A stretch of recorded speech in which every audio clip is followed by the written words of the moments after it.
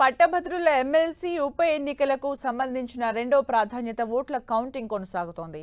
గెలుపునకు కావాల్సిన magic figure 1,55,095 కాగా 43 రౌండ్ల తర్వాత 42 మంది అభ్యర్థులను ఎలిమినేట్ చేశారు. తాజా వివరాల ప్రకారం కాంగ్రెస్ అభ్యర్థి తీన్మార్ మల్లన్న 1,23,709 ఓట్ల ఆధిక్యంలో ఉన్నారు.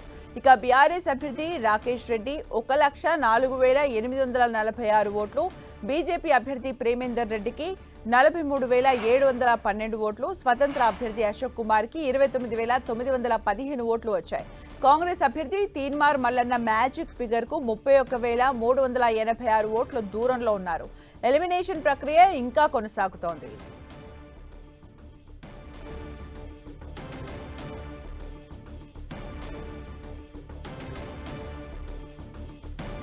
పట్టభద్రుల ఎమ్మెల్సీ ఉప ఎన్నికలకు సంబంధించిన రెండవ ప్రాధాన్యత ఓట్ల కౌంటింగ్ కొనసాగుతోంది. గెలుపుకు కావలసిన మ్యాజిక్ ఫిగర్ 1,55,095 కాగా 43 రౌండ్ల తర్వాత 42 మంది అభ్యర్థులను ఎలిమినేట్ చేశారు.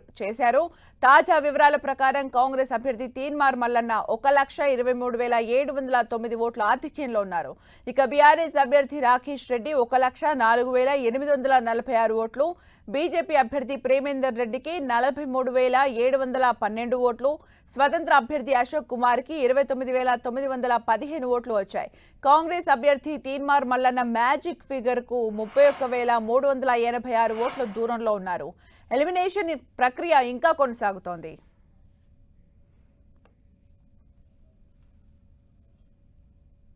ఇక మరిన్ని అప్డేట్స్ మా ప్రతినిధి చంద్రశేఖర్ అందిస్తారు. చంద్రశేఖర్, ఇంకా ఎంత సమయం పట్టే అవకాశం ఉంది? తుది ఫలితాలు ఎప్పుడు వస్తాయి?